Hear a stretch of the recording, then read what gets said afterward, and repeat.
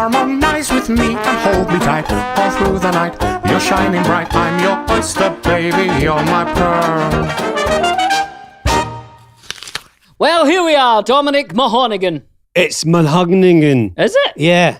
I told you that I'm thinking of taking the G out. I don't know about that. I like it. Monaghan. Yeah, but I was working with someone the other day who I know, and they mentioned my name, and they were like, blah, blah, blah, Dominic Monaghan. And I was like... Well, let's not start in a downer, Tom. How are you? Tell me something happy that's happened to you this week. Something wonderfully wonderful. I've been enjoying playing this very difficult new game, Elden Ring. I've heard about it. It's very similar to Lord of the Rings, which I'm unfortunately should stop banging on about as much. But the preamble to the game, much like Cate Blanchett's wonderful voiceover in the film, is kind of like the lands have been ruined and a ring was created, but then it went missing and it's created imbalance in the world and you must find the ring, I'm assuming. Right. But Billy, I tell you what, because I played Skyrim back in the day. I've not played it for a while because it's quite dated. But the thing with Skyrim is, you know, you can get away with missing a couple of spells to try and down a baddie. Right, a baddie we'll call them. And if they take a couple of swipes at you with a club and it hits you, you know, you'd be all right because it's a game. It's not real and stuff like that. Or maybe you dodge, or maybe you slip off a cliff and you're all right. In this, it's kind of like art imitates life. If you get hit and you're not guarding yourself by a sword, you'll die. If you slip whilst running away and someone throws a fiery spell at you and it hits your feet, then your feet are on fire and you know, you're probably not going to be able to use your feet anymore and then you'll get killed. So it's quite unforgiving. Not to be confused with the Clint Eastwood film, Unforgiven. Which was brilliant. But see, when you are killed, you need to go right back to the start. You don't go back to the start, but you do lose all your runes, which is the way that you level up and the way that you get better at the game. But let's say you get killed by a monster, scary monster. The map, one time, will show you where your runes are. Right. So you'll wake up again, and on your map, there'll be a little sign to say, if you want to go back and pick up all those runes that you just lost, and it might be thousands of runes. You can go. But if you get killed on the way, done. How many hours have you played? I think I've probably played something like 10 hours. How many times would you reckon you'd die in an hour? In an hour, somewhere between 6 and 8. 7. Yeah. Yeah. But hey, talking of games. What? We played a couple of Majestic games on the Rift, didn't we? I love Heimerdinger. I love Heimerdinger. Let's do a very quick Fleet of Legends update. We usually play with our friend Nigel. He's away on a trip. We saw him recently, so he's not traveled with his computer. And I hit you up the other day and said, do you want to play League? And you said, yeah. And you're so good at Heimerdinger now, you'll play him wherever you want. I'll play him anywhere. In fact, you wrote to me and said, do you want to play some Rift when I was on the toilet? I said, give me a minute, Tom. Mm-hmm. I just need to finish up here. Yeah, you don't want to end that halfway through. Mm-hmm. And then off we went. I've got a slow computer just now, so it took me ages to log in. And then we had a couple of great games, didn't we? Mm-hmm. I played them up top. I don't like playing Heimer. I like them in the middle. Well, and I don't mind them as ADC as well, if you know the support. Yeah, if you know the support. But it's interesting because it was only probably 2 or 3 weeks ago that you said to the gang that we play with, I just can't get my head around top. I don't like it. Yeah. It's a long lane. It's an unforgiving lane. If you play it and you get yourself found out, it's a long way back to your turret. And you said, I don't think I'll really ever play top. You're like a top master now. I like it. And who were you playing? That was a new character. I played Xerath in mid. Ooh. Did all right. Still learning him. He's okay. He's very long range and he's fun. And then after that, you played Heimerdinger again, and I played Jinx, and we were victorious. When the enemy team were running down mid lane to try and get you guys, I managed to kind of almost break in sneaky behind the back of their base and kill their base when they weren't even watching. Just yourself? Mm-hmm, that was good. That. I loved it. Hey, should we answer a couple of questions? Come on, John. Because it's the second part of our fantastic interview with Caspar today. Yeah, Caspar's great, eh? Yeah, he's fantastic. What a fantastic story. Yeah, but we should answer a couple of questions. Do you want to hear about Fatima in Spain? I do. Right, wait, hear this. Fatima is a teacher of English in her home country, and she recommends our podcast to her students because they may improve their English level. Some of the students are fans of Lord of the Rings saga, and they're curious to know the answer to this question. Why do you think Merry and Pippin preferred to stay in Middle-earth instead of travelling to the Undying Lands, just the same as Sam and Gimli did in their old age? Because we would have been invited, wouldn't we? I think I know the answer to this. Go on. I don't think we're allowed to go to the Undying Lands. Well, how come Sam did? Because you can only go if you were the ring bearer. If you held onto the ring, right? And he did for a moment. Momentarily. So because of that, Sam is allowed to go to the Undying Lands. What about Gimli? Did Gimli go? Oh, that's what Fatima's saying. Fatima's saying that, but I don't know.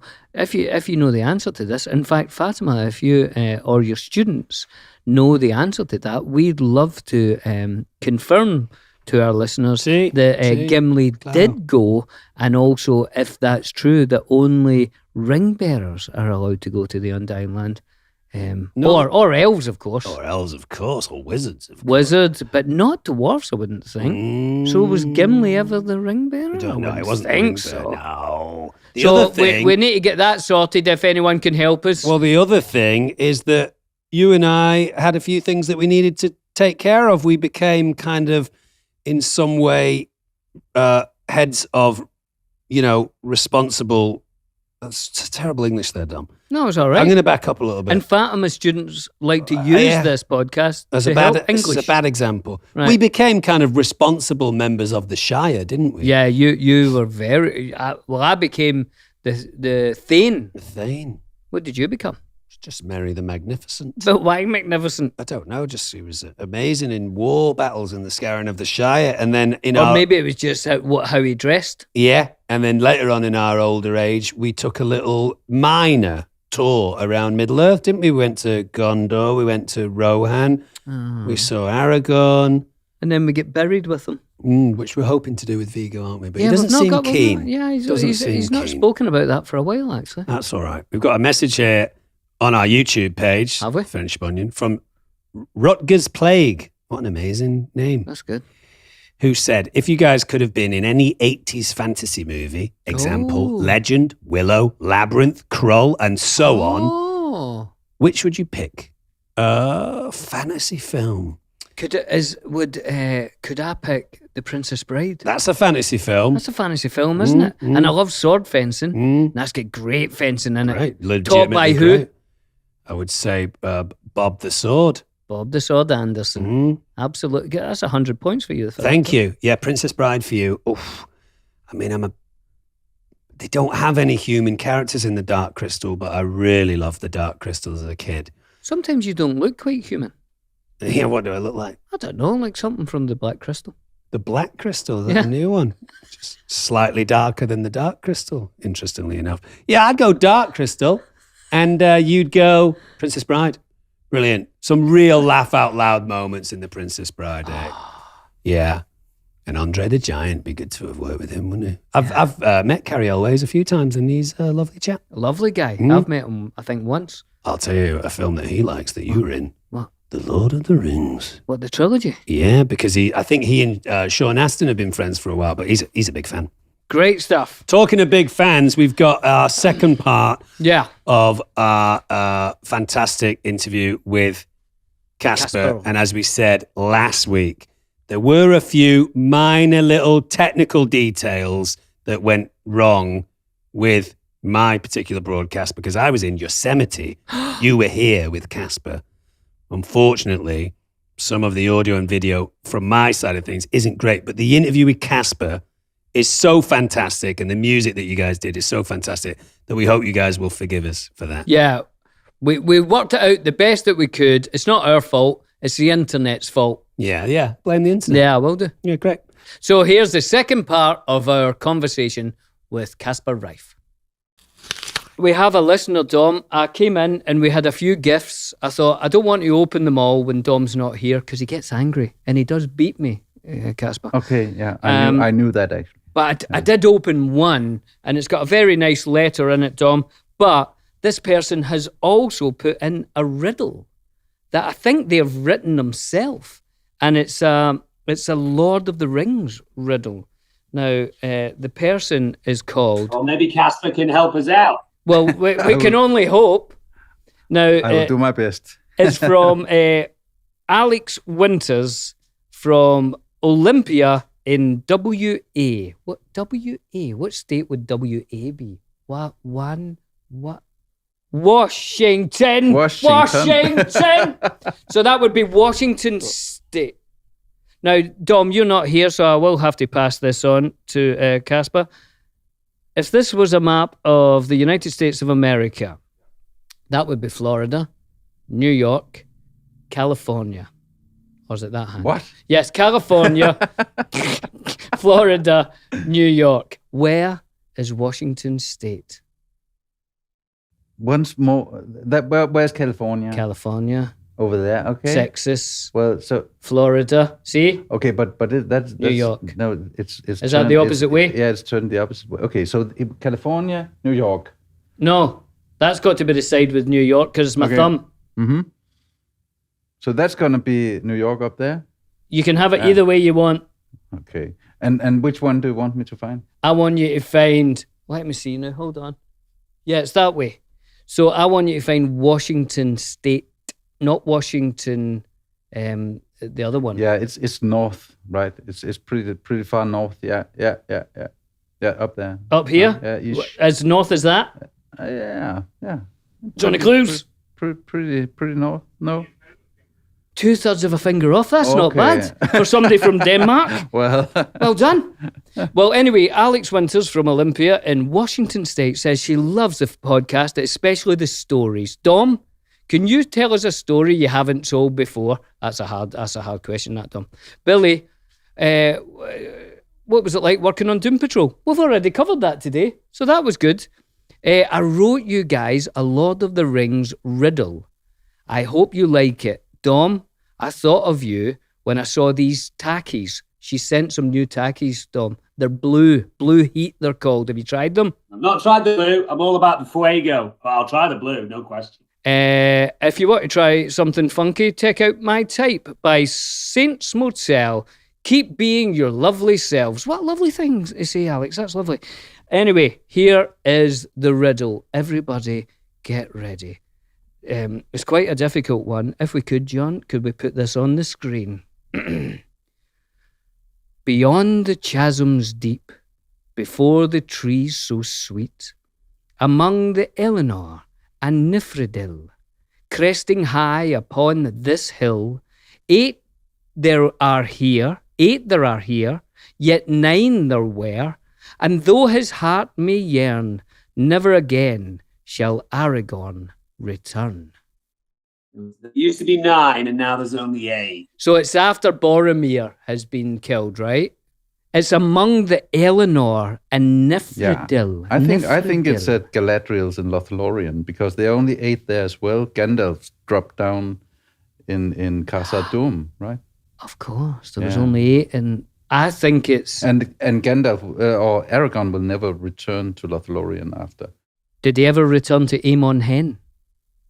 Not to my knowledge. I'm going to say it's Amon Hen, where Boromir didn't do too well. But what is Eleanor and Nifredil? Maybe that's plants that only grow in one place. I think it sounds elvish. Yes, it's in Lothlorien, as far as I recall. I may be wrong. Dom, I'll go with you guys because to be honest, I don't really know. So it's either Caspar says Lothlorien or I say Amon Hen. I'll probably lean towards Caspar's idea just Why is because, he seems just a little bit smart. It is... Oh, we're right about the elven thing. Okay. Is it Keren or Seren Amroth? Ker Amroth, yeah. Keren Amroth, okay, or the Mound of King Amroth, the heart of elvendom on Middle-earth. How would we know that? It must have been because of those plants, I think. Yeah, we blew it. No, we did all right. I think we did all right. We got the Elvis thing. Well, thanks very much, Alex. That was a very good one. And well done for writing your own... thanks, Alex. Your own riddle. That's a fantastic thing. It's around this time of the day, Caspar, when me and Dom normally have a snack. Okay. Dom can't have a snack because he's not here. So I'll have double snack. Okay. Dom, it's okay because... This is my favourite part of the show. I'll tell you how kind Caspar is. He baked a cake. Yeah. And he stuck some in a freezer so you can have it next week. Billy and Dom eat the world. This is a traditional Danish cake. Is that right, Caspar? Tell us all about it, That's Caspar. right. That's, in Denmark, if you are a human being in Denmark, you cannot live a year without at least once eat this cake. It's and if you're a school child, you'll eat it at least five times a year. And it's called directly translated, the dream cake. And it's just a Danish invention. And I thought if I should bring anything Danish, I had to bake this cake for you guys. And how kind is that, Tom? He baked us a cake. Yeah. What in your oven? Lovely. In my oven. And how do you say it in Danish? Because I do love the sound of the Danish language. Yeah, the dream cake is drømmekage. Drømmekage. And it was a lady up in northern part of Jutland in Denmark who made it. It's a place called Vendsyssel. And then there was a cake competition several years later in 1960. And it apparently won there, and then it was called the Dream Cake by the company that wanted to produce it, so it could could be sold, and then it just spread out all over Denmark, but only Denmark to my knowledge. Well, as just before we bring it in, I don't know if you listen to the Friendship Onion. Well, actually, I do. I know you do listen, but as you know, Johnny Clues can sometimes get things slightly wrong. But here, listen to this poetry he's written here. If your dreams had a flavour, then it would probably taste like a decadent Danish dream cake. What a lovely thing to say, John. You can be so romantic. I try, It's so nice. For hours. Yeah. Hours. Now, before we eat this, can I go for a quick pee? No. Dom, I'm back, and what a fantastic pee it was. Oh, good for you. Dom, what do you know about the Danish dream cake? Well, let's see. I'm currently desperately scrolling down through our show notes. This is a new cake to me. Is it a new cake to you too, Bills? Dom, I've never had it, and Caspar cooked it, as he said, in my oven. Oh, jeez. Oh, God, it's all gone wrong in here. Oh, no. Oh, Dom, it's all over his jeans. Oh, God. Oh, God. It's good. Oh, no. It's a good job you're not here, Tom. Well, that's because while you guys are cleaning up, I'll read a little bit of a bit because this looks really delightful. Do it, Tom. Says I'm going to it. taste it while you read. Yeah. Okay, do it. The simple sponge cake coated with a coconut caramel topping goes by the Danish name Drømmekage, which translates to dream cake. While the cake itself seems fairly simple, it requires the perfect balance of technique and patience to get it right. Wow. Oh, God. You're not supposed to eat it with a fork. Now, go on, Dom. Bakers combine flour, sugar, butter, eggs, milk, and vanilla to create a soft and moist sponge cake. Which may seem simple, yet is the perfect base for showcasing the sweet coconut topping that makes this dessert such a winner. You perfectly balance the coconut sugar mix that gives this cake its characteristic taste and caramelized topping. The thick caramel topping is sure to linger on your taste buds, similar to the lasting memories of a beautiful dream, hence the name of the cake. Billy, initial thoughts? Tom, it is absolutely delicious. Dearest Johnny, have you got a piece out there? Get a piece, and John, I will give you $100 if you make me a cup of coffee with that. The coffee would be so good with this. Do you need a coffee? Yeah. $200, John. I'll never give him the money. I'll never give him No. We don't do that. Yeah. Dom's got money. Yeah. Oh, look, I keep breaking the box. I should have told you that the dream cake should not be eaten with a fork. What do you eat it with? With your hands. Dom, it is. It's like honestly. this. Now I'll show you the technique like this. I've seen that technique before. Okay. Caspar, you said that school kids in Denmark would eat it at least 5 times a year. What are those 5 specific times in the year where they would be required to eat dream cake? Well, every time, you can basically say, every time in the school there's an arrangement where people say, bring a cake, then it will almost always be this cake or a chocolate cake. So it will be basically at school, anytime at school. Dom. Anytime at year. All the time. I didn't sneak a piece of this before today because I wanted to taste it live, truthfully, on the show. Yeah. And Dom, I'm not a huge cake person. I'm not it wouldn't be my go-to. Yeah. I'm a savoury person, but I'm not going too far when I say, Dom, this is the best cake I have ever eaten. Okay. What do you feel about that? Really? That's quite something. Huh? My God, I've got a tiny fork. Wow. It has no length. But you need to know to teach you the technique. I don't like my fingers getting dirty. Okay. Uh-huh. Yeah, pick it up with your hands. I've got 2 forks, very small forks now, Dom, with no arms to them. You want use your hands. I very much. I'm a huge fan of eating with your hands. I eat all my sushi with my hands. I like cuisines in which they ask you to eat with your hands, like Ethiopian food. I think there's something about eating with your hands that makes it a little bit more intimate, You should enjoy it. But you've got really dirty fingers. I would never eat from your hands, I'll tell you that, Tom. No, don't eat from my hands. You'll get an infection. Oh, my God. That is an amazing cake. Good, Billy. Has John got a piece yet? From start to finish, you were cooking it at Billy's house. From start to finish, how many hours did it took? How long it took to cook it? About an hour, from the start to finish. I wasted. Get the recipe, Bills. Get the recipe.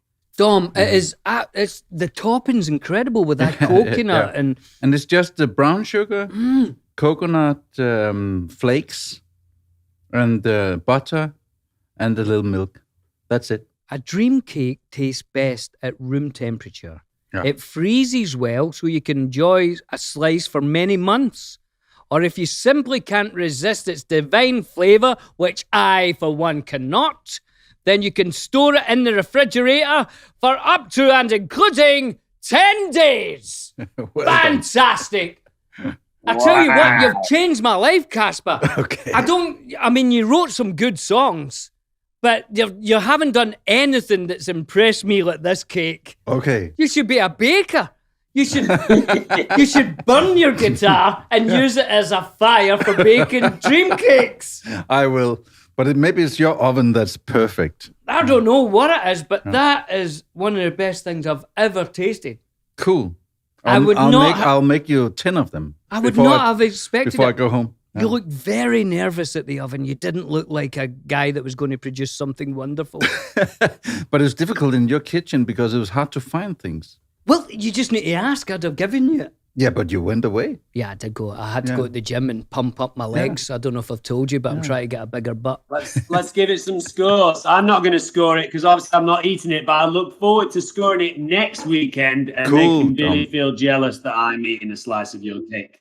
Okay, let's do scores. Dom. Yeah. I can't give a 10. I can't because nothing in the world is perfect. So I can't, but I've got to give it a 9.98. Wow. Honestly, Dom, this will blow your mind. High praise indeed. There's dearest Johnny. Hold on. Sorry, it's like not. Did you taste any? Did you? Oh, hold on, Johnny. In here. That's the best cake, Dom, I've ever had in my life. You're missing out. It's the best cake that John's ever had in his life as well. Who knew Denmark was hiding such a culinary cake treasure? And it's a good band name as well, Dream Cake. Dream Cake. Yeah. That is a good name. Tom, it is absolutely delightful. Let me tell you what it's like with a coffee. So I've given it a double point system, which we've never done before, but I've given it a 9.98. Now, Caspar, give it a score for taste. Should I give it a score for taste? Mm-hmm. So I should give myself a score? Well, not really, because you're doing the cake and not your specific cake making skills. Okay. So I should give it, I would straight 10. A 10. A 10. It's a 10, Tom. Now, how does it look? Is it going to bring down the look, or are you delighted with the look as well? Tom, I think it will bring you joy. It's a very beautiful, if simple sponge. But slightly darker on the bottom, and then the top has, I would say, a half inch to almost 3/4 of an inch of a topping that can only be described as exquisite, Tom. So I'd have to say, aesthetically, and it's spongy. You've done a wonderful job here, Caspar. Thank you. I wasn't expecting this good. Aesthetics. Oh, Dom, it's another 9.98. Okay. It's a beautiful looking thing. Well, give it a score for us. Well, I think it it looks really, really good as it should as a dream cake. But I don't think I think I have another aesthetic thing than you have. Oh, really? So do you? I don't think it's particularly beautiful cake. Well, you're wrong, Caspar. But carry on. Give it a score out of 10. I would give it. I would actually give it something like 3. A 3? How can you give that a 3, you madman? Because I do find you look at a sunset and give it a 3? I find it kind of ugly. Do you look at a beautiful white horse galloping across the fields and say that's a 3? But Do you look at me ready to dive into the Pacific Ocean with my Speedos on and give it a 3? Yeah, but that's. I think maybe a 2.5 would be more realistic. I think it's kind of ugly, an ugly cake that tastes fantastic. Okay. Okay, sorry for that. No worries, Dom, you're gonna. I know there's high scores coming. If I was you, I'd get on a motorbike and get here. But anyway, yes, I look forward to it. You'll love it, Dom. Usefulness. What would you do with such a cake? Could you make something else with it? It's a cake. You can throw it at people. But would they, unless they caught it in their mouth? Yeah. Well, hold on till I have a sip of my $100 coffee. I mean, your beautiful, wonderful wife said it was very, very useful to her yesterday. But just because she ate it? Yeah. Well, she said this is really useful. But I want to know, if I've got this in my fridge and like just a couple other things, I've got a banana, I've got some chili oil, I've got 3 eggs, and I've got a packet of milkshake. Is there anything I can do? Maybe try it in the milkshake. Maybe, who knows? Maybe. I'm gonna. It's a cake. Milkshake. In cake milkshake. You could probably make. What about ice cream? Oh, could you? Dream cake ice cream. That could be a revolution. Could you revolution. stir it up into a vanilla ice cream, little bits of it, and then you can have dream cake vanilla ice cream? You try to figure that out. Yeah, I think that's a good idea. Because I think you would be. You're good at. I have the impression that you're pretty good at mixing new things together in a original way. So you will do the dream cake ice cream. I do like complicated flavors. Billy will tell you that. I can't wait to try this cake. So usefulness. Can you take it? Can you put it in your pocket, Bills, in a separate bag for a couple of hours?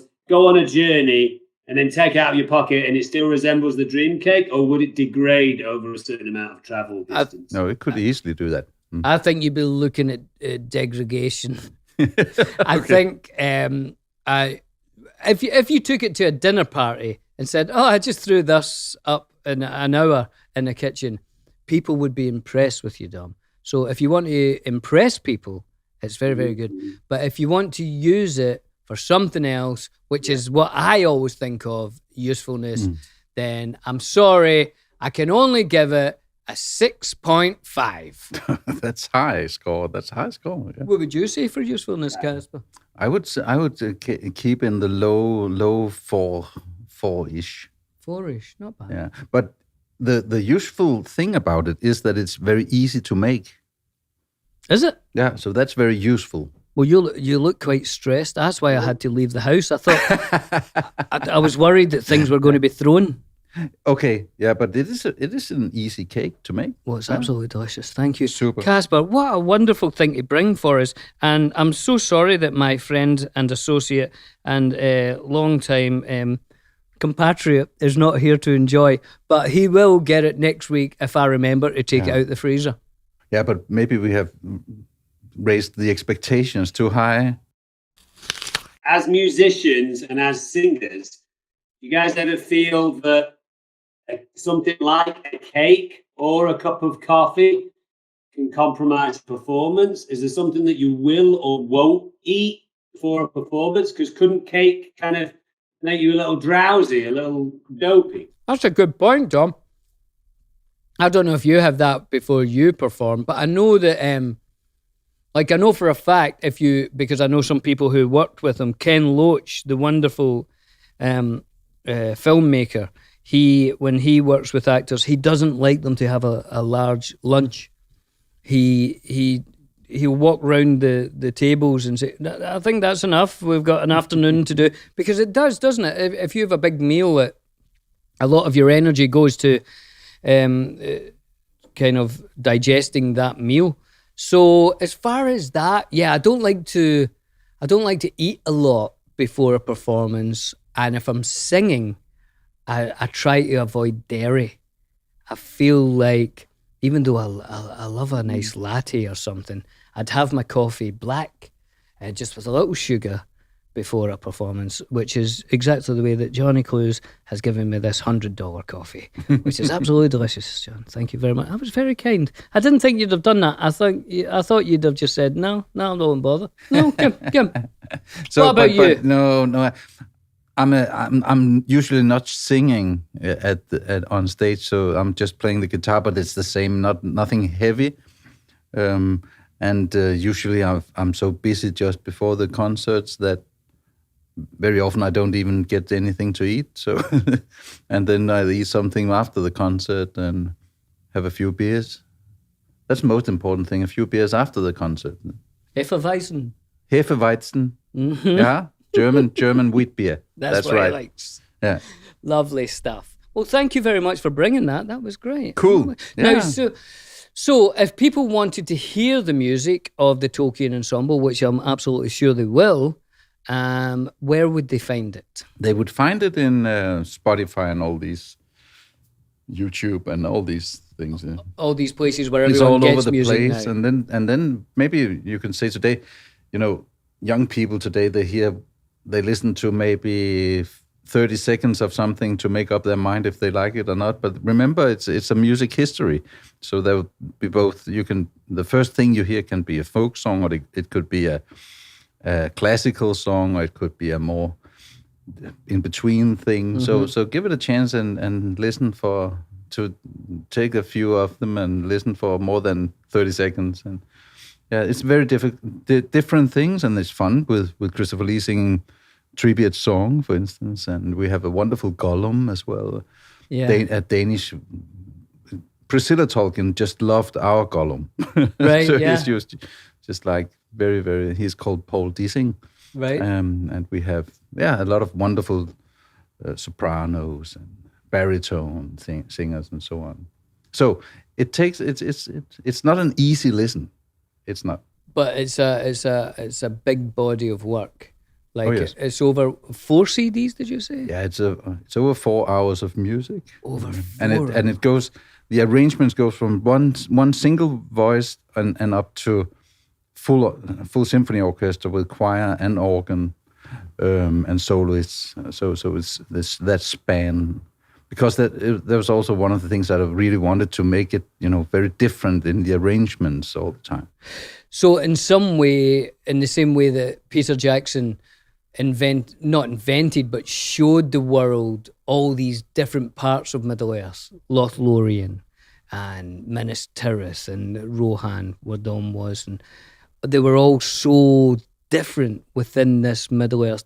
Is that your inspiration for, like, as you say, there's a full symphony orchestra, so you felt like somewhere in that world, that music is correct. Exactly. Obviously, you would and sometimes Tolkien gives a direct hint, like Galadriel is said to have a harp. So, of course, we use a harp on that song, if there's any clues directly. So, and the Eagles song is described as with trumpets and everything. And so we had to have an orchestra there and so on, right? But yes, it's about making it, so that you actually could believe in this. This could be like we have a music history. I mean, you say from Brahms to Prince. Yes, that's is that funky? Is it funky? And we have a music history that goes even further back than Brahms, right? We go back to Bach and Dowland and Renaissance music, right? So maybe, and who knows, maybe Bach is funky. Well, because you just start with Brahms, right, Dom? Yeah, Brahms, yeah. Brahms funky to Prince, but I'm sure back in the day, when Brahms started, there were elements of things that he did that were quite funky for people walking around in his time. They were like, "Wow, Brahms is the guy," Yeah, man. Maybe. Bach, for instance, is and this Baroque music and also Renaissance music. It's dance music, right? So it was written. This sounds like the perfect time to do a funky for you. Dom invented the scale for Is It Funky, which went from Brahms to, of course, Prince at his most purple. Yeah. Is It Funky for you? So you're saying that you're going to go before Brahms. So maybe we could try some Bach and see if it's funky. I think that would I be could lovely. play some Bach. You'll have to. You'll have to have patience with me because I'm not a classical guitarist anymore. I'm a Tolkien guitarist, but I'll do some Bach for you then. But remember, you were a classical guitarist, so go back to that. Yeah, I can play a little bit Bach for you. Hold on. Should I do that? I believe this will be the first ever live Funky for You. Everything else has been pre-recorded tracks, so this is the first time that we're getting a live Funky for You performance. And that in itself is funky. All of a sudden, it's funky. And whatever you choose, Caspar, could you make it a slightly lengthy piece? Because I'd like to enjoy my dream cake and $100 coffee, please. I'll do a piece of Bach as good as I can. But if I play a couple of mistakes, does that make it funky or less funky mistakes? I like live mistakes. Well, we'll have to see. Fair enough. Okay.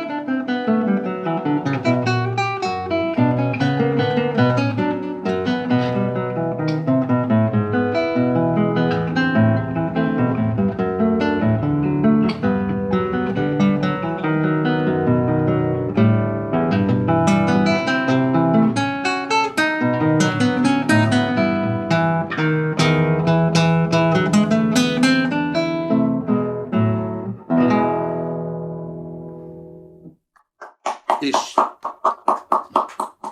Absolutely beautiful. Okay.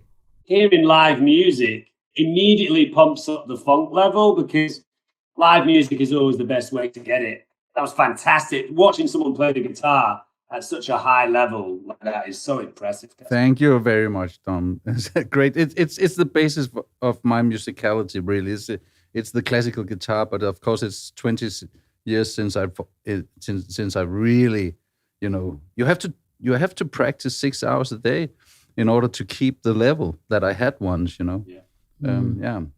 It's amazing what the human body, as we've said a few times, Dom, when people,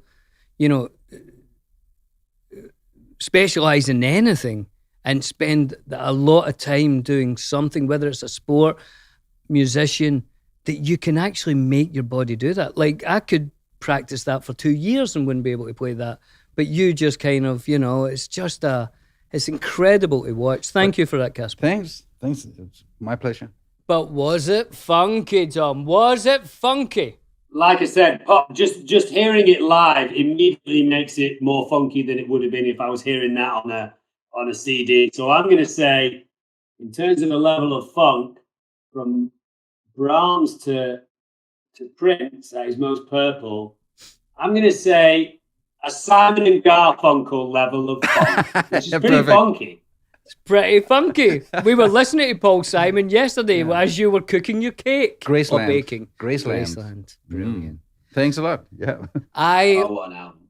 I will give it a Smiths level of funk because I really always enjoyed Johnny Marr's guitar playing. And it was fantastic live. He put something, when I saw the Smiths live, I couldn't take my eyes off what Johnny Marr was doing. So I'm going to give it a Smiths level of funk. And it was definitely funky. And you're saying, sorry, I think we stopped you as you were talking about this. So that was Bach.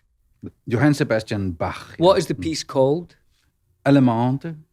And from his suite in E minor. Yeah. And that would have been dance music? An Allemande is per definition dance music, but because it's a dance. This is probably not been like that at that time. Late Baroque, it's more early Baroque and Renaissance. That's 100% dance music. Yeah. So, educate us in that time.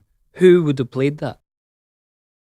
Bach was one of his best friends. Was the world's, as far as we know, one of the world's best lutenists, called Silvius Leopold Weiss, and he would have been able to play these things. But it's amazing that you went specific and told me actually who would play. I just meant what type of person. Like, would that be played a lute player anywhere? So people would learn that in a royal and on violin, and at royal courts but not in a bar. Somebody would they? No, that would be folk music, right? Right. Yeah, okay. That would definitely be folk music. You wouldn't be able to hear a lute in a bar. And would people sit and watch it, or would they be up dancing? At least in the early Baroque and Renaissance, they would be dancing. Wow. And maybe Bach is a little bit different, and the time after him, maybe that was where it started that people actually take music very seriously. It was absolutely beautiful. Thank you, Caspar. Charming. Cool. Tom, what a lovely chat we've had. Darling. Hasn't it been wonderful? I wish you were here, Dom. You would love this. Yeah, I wish I could bring Yosemite a little closer, but unfortunately, I can't. But I did get a chance to spend some time with you and Caspar when I was in LA, which was lovely. And the next time Caspar's in town, maybe we can all play some music together. Absolutely. We will. And thank you very much for coming on, Caspar. Yeah. As Caspar said, we have played some music together over the years, and I've absolutely loved it. And we've had some great adventures. And one of the things we did was we wrote a song together, which sort of had its sort of birth, I suppose, when I was down in New Zealand writing The Last Goodbye. But before I started The Last Goodbye, I'd written a few ideas that I felt were kind of Tolkien-esque before I saw the movie of The Hobbit. And one of the songs was this, and it went on the back burner. And I played it one night, I suppose, with you, and we started working together, and we totally reworked it, and it became a new song, which we could finish with today, if that's good for you, Dom. I would love that. That would be fantastic. And I'm sure the listeners at home are always waiting to hear new music from you, Bill. So yeah, let's do it. Get cozy. Thank you. And this song in the chorus has the word Namarie, which you'll know, Dom, is Elvish for, it's a sort of goodbye, but it's be well. It's a nice way to say goodbye to someone. Be well. Namarie. And we thought that fits the song.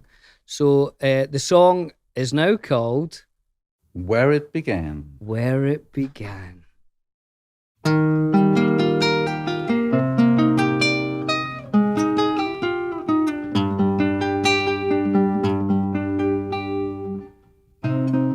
Night is darkest before the dawn. The nightmare is longest. You know you can't go on. Days go by, and still I stand. The shadow in my eye shows me night is dark.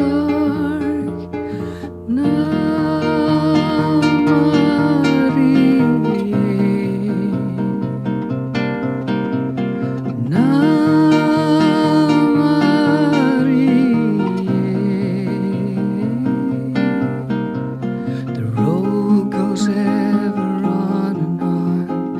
Let others follow it who can.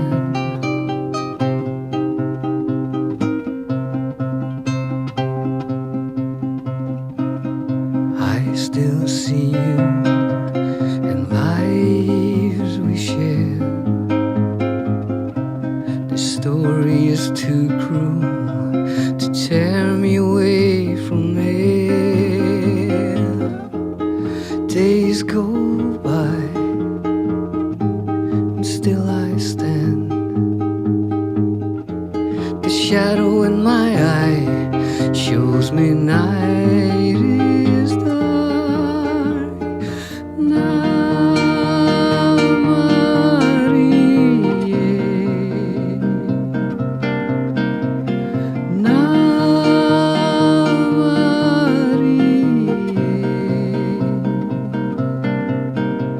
The road goes ever on and on.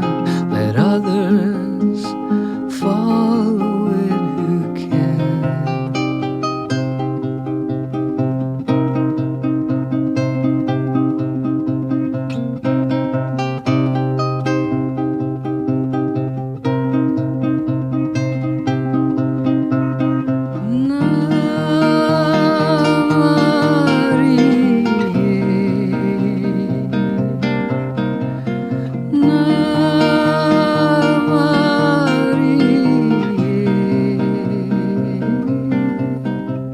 The road goes ever on and on. I know the road, I see where it began.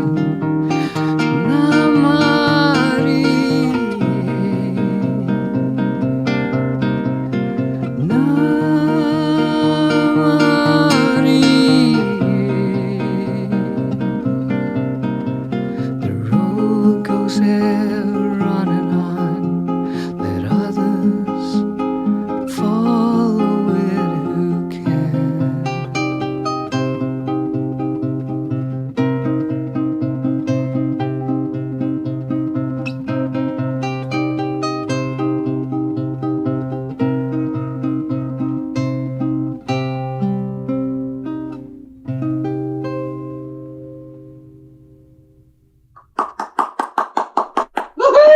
Lovely stuff. Well. Why, thank you, That was Dom. fantastic.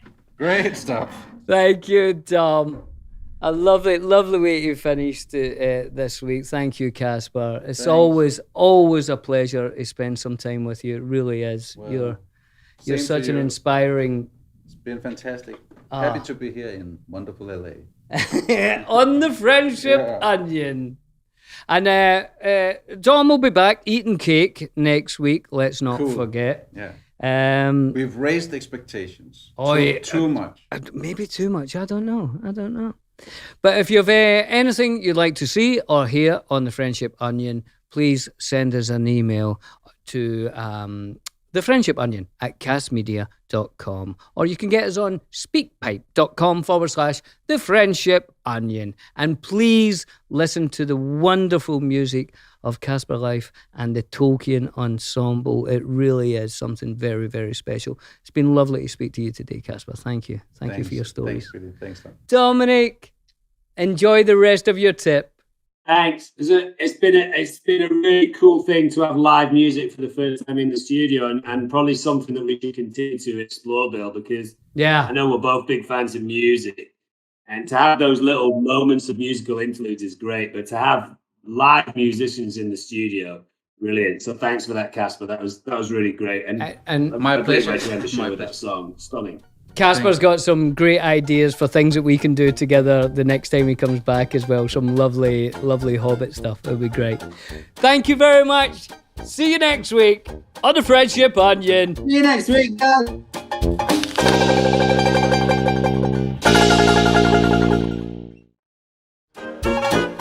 Harmonize with me and hold me tight all through the night.